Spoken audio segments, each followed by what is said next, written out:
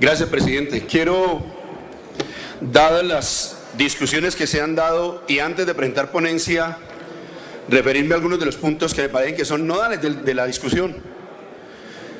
Quiero empezar por aquella que dice que vamos a tener reformas pensional, salarial, laboral y probablemente otras medidas asociadas a lo que han llamado en Ecuador el paquetazo económico. Y destacar en esta primera intervención la similitud de la situación colombiana con la argentina, con la ecuatoriana, entre otras, con una presencia muy importante del Fondo Monetario Internacional.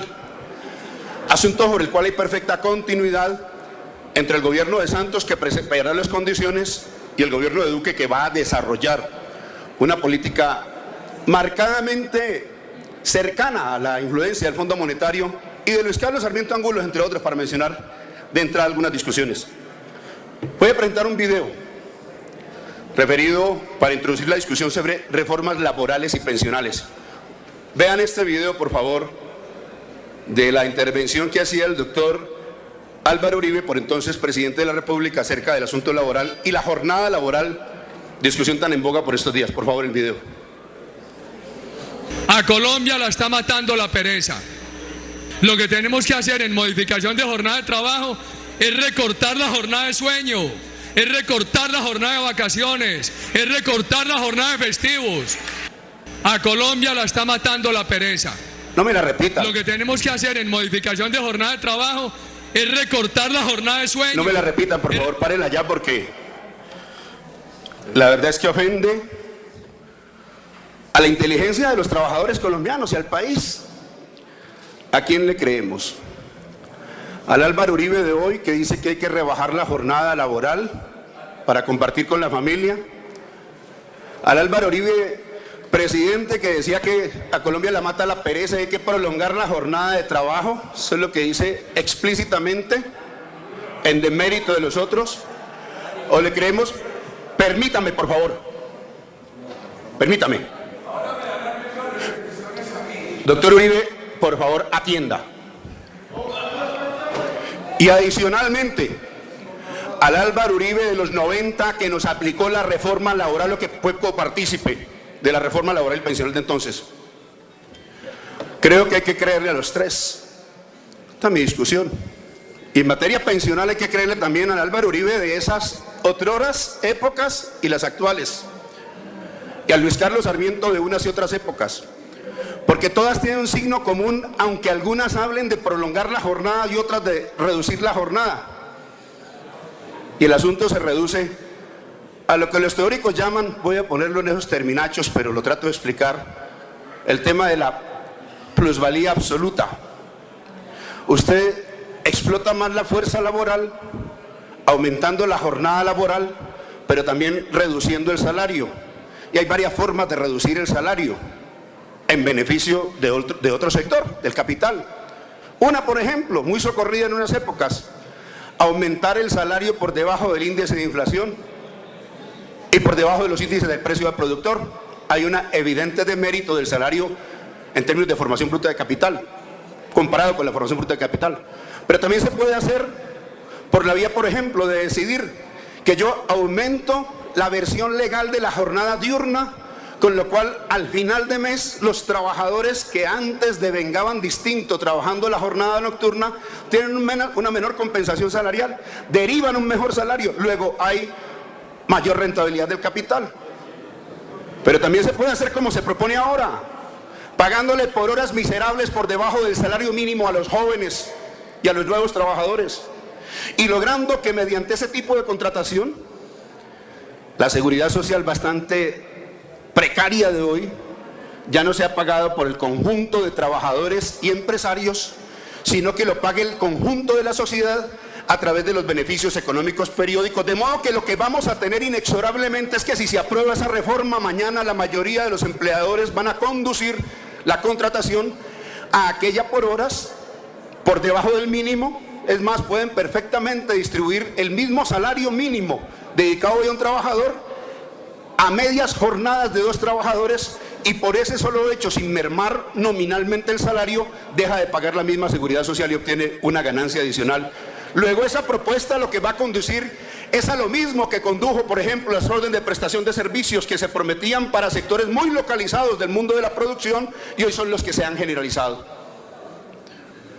En la brevedad del tiempo, pongamos los puntos sobre las sillas también sobre el tema de la reforma pensional, de la cual dice Álvaro Uribe no estar hoy promoviendo el aumento de la edad, y es verdad.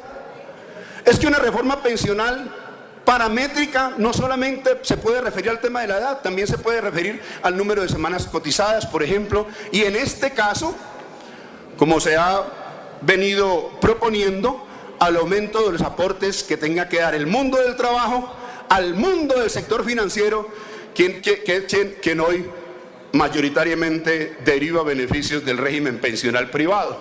Les hago notar, dos fondos privados de pensiones hoy administran el 80% del sistema, Luis Carlos Sarmiento Angulo incluido, desde luego, un ganador neto, que por lo demás tiene que auspiciar estas y otras reformas, pero se me olvidaba una, no me perdono si no la menciono.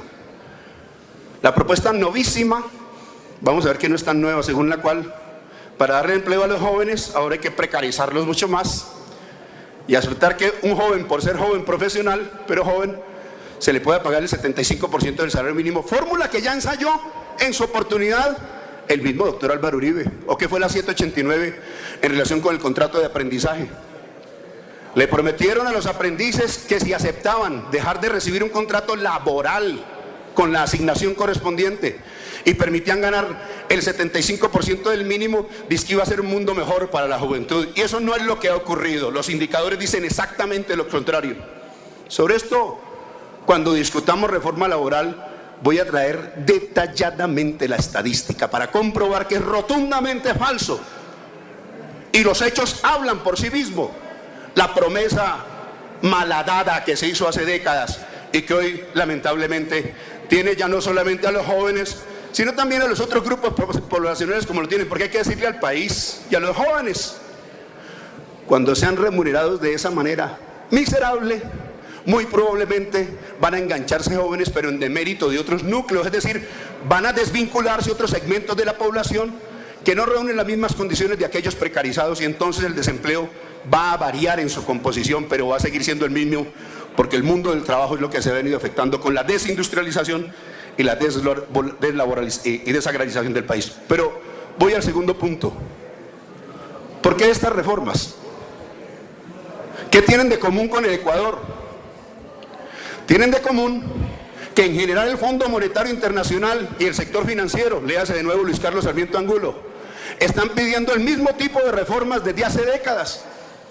Unas, disminución de la inversión social, cosa que se hace permanentemente, y dos, reformas laborales, reformas pensionales, reformas financieras, reformas arancelarias, es decir, anexionismo del mercado interno al pedido de estos sectores, y hoy está presionado, y no quiero dejar de decirlo, por las circunstancias económicas, y con esto inicié, que padecen conjuntamente varios países de América Latina, y basta con echar una ojeada ni siquiera de especialista. Miren Argentina, miren Ecuador, miren Colombia.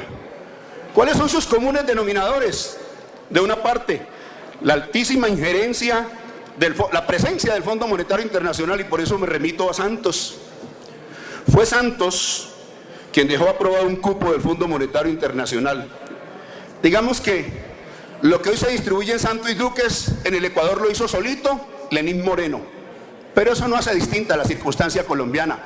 Eso lo que exhibe es el continuismo entre el santismo y el uribismo en materia económica y en estos ítems. ¿Qué tienen de distintos los unos y los otros, por Dios? El uno aprueba el cupo, el otro desarrolla la política en concreto, y mírenlo en materia agraria para ver si no es igual. ¿En qué orden se distingue el uribismo del santismo? Y eso que decían, dice que venían a sepultar, a desmontar el santismo ladrillo por ladrillo. ¿Cuál ladrillo por ladrillo? Lo que están haciendo es construir la misma política antinacional y antipopular, y contra los trabajadores, los sectores laboriosos y las capas medias. Ese es el proyecto. Eso es lo que quiere Uribe con su propuesta. Eso es lo que quiere Uribe hoy con su propuesta de reforma laboral. ¿Qué le han hecho, doctor Uribe, los jóvenes a usted?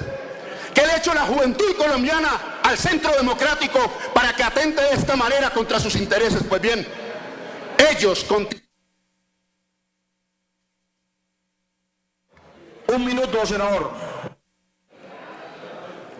A lo que asistimos es a la continuidad de la receta del Fondo Monetario Internacional, que paquetazo tras paquetazo, desde hace décadas, aplica de manera inclemente sobre los colombianos. Y en buena medida, ya volveré en la ponencia sobre el tema, tantas veces cuando se necesite, doctor Uribe, para demostrar cuál es su comportamiento antiobrero y particularmente contra la juventud en este periodo de la vida nacional colombiana. Gracias, presidente.